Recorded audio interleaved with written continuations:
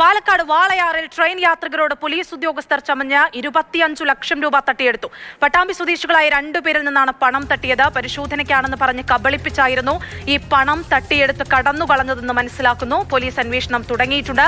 ഗോകുൽ, ഒന്നാമത്തെ കാര്യം ഈ പ്രതികളായിരുന്നു തിരിച്ചറിഞ്ഞോ? രണ്ടാമത് 25 ലക്ഷം രൂപ യാത്രക്കിടെ കൊണ്ടുപോവുക, പണമായി കയ്യിൽ കരുതുക, അതിലെന്തെങ്കിലും ദുരൂഹതയുണ്ടോ?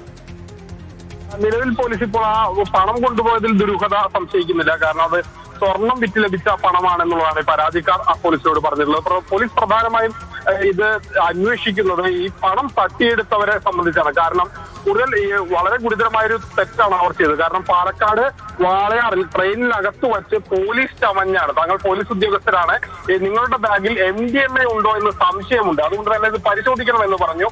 അങ്ങനെ ബാഗ് തുറന്നപ്പോൾ പണം കണ്ടു.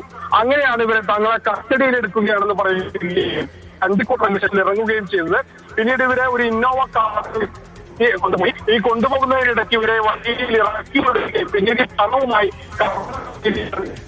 സ്വദേശികളായ 2 പേരിൽ നിന്നാണ് ഈ പണം തട്ടിയത്. ഏതായാലും പോലീസ് അന്വേഷണം നടത്തുന്നുണ്ട്.